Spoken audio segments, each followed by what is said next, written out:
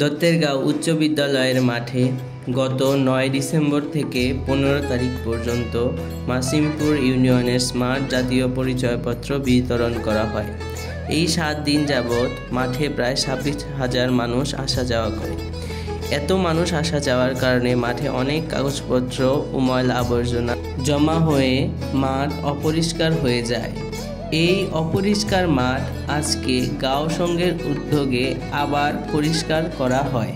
এগিয়ে যাও গাঁও সংঘের পতাকায়, একসাথে হেঁটে যাও নতুন দিনের সূর্যোদয়ে।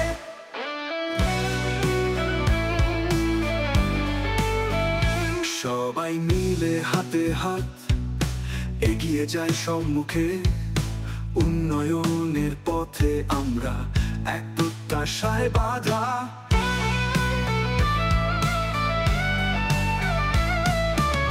শিক্ষা সবার জন্য, স্বাস্থ্য